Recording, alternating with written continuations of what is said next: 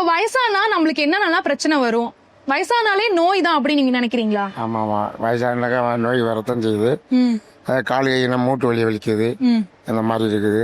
பார்வை குறைபாடுலேருந்து காது கேட்கறதுலேருந்து ஞாபக மறதி, இது எல்லாமே நமக்கு வரதான் செய்யும். என் வயசு இப்போ வந்து 59 நடக்குது.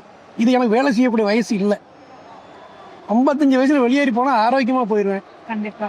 60 வயசு ஆகும்போது என்னால ஆரோக்கியம் இல்லை. நடக்க முடியல, உட்காந்தா எந்திரிக்கவே முடியல, சுத்தமா எந்திரிக்க முடியல. ஏதோ நம்ம முயற்சி பண்ணி தான் கொஞ்சம் கஷ்டப்பட்டு உட்காந்தா எந்திரிக்கவே முடியல சுத்தமா. என் பேரண்ட்ஸ் வந்து above 60 தான். ஸோ ஃபர்ஸ்ட் திங் அவங்க கம்ப்ளைண்ட் பண்றது தே ஹெசிடேட் டு டிராவல் பண்ணும்போது யோசிப்பாங்க, தனியா டிராவல் பண்ணணும் அப்படிங்கறது யோசிப்பாங்க.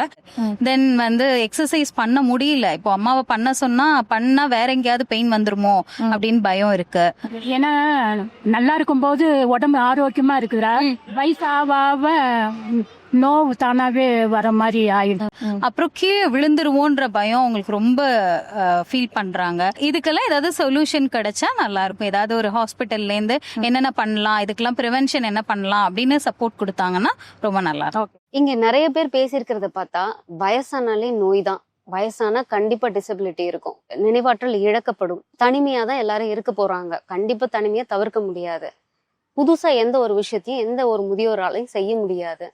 கண்டிப்பா உடற்பயிற்சி முதியோர்களுக்கு தகுந்தது கிடையாது. இது மாதிரியான கருத்துக்களை தான் வெளிப்படுத்துறாங்க. அது உண்மையான்னு பார்க்க போனா நிச்சயமா கிடையாது. இந்த வயசுலயும் பல பேர் சுறுசுறுப்பா ஆரோக்கியமா உடற்பயிற்சி முறையான வகையில ஃபாலோ பண்ணி நல்ல ஒரு ஹெல்த்தி ஏஜிங்கை ஃபாலோ பண்றவங்க நிறைய பேர் இருக்காங்க. எந்த ஒரு வாழ்க்கையிலையும் நியூட்ரிஷன் எக்ஸசைஸ் மட்டும் இல்லாம நீங்க சோஷியல் இன்ட்ராக்ஷன்லயும் எப்ப இன்வால்வ் ஆகுறீங்களோ இதை ஓவர் கம் பண்ணி உங்களால வெளி வர முடியும். அதையும் தாண்டி இப்ப இருக்க ஜென்ரேஷன்ல இருக்க கேள்விகள், நம்ம ரிட்டையர் ஆயிட்டாலே வீட்டுல இருந்துப்போம், நம்மளால எதுவும் செய்ய முடியாது, அடுத்து எந்த தொழில் பண்ணவும் முடியாது, நமக்கு எந்த ஒரு அறிவாற்றலும் இதுக்கு மேல இருக்காது, நம்மளால எதையும் திறமையா பயன்படுத்த முடியாது, செய்ய முடியாதுன்ற தவறான கருத்தோட்டங்கள் இருக்கு.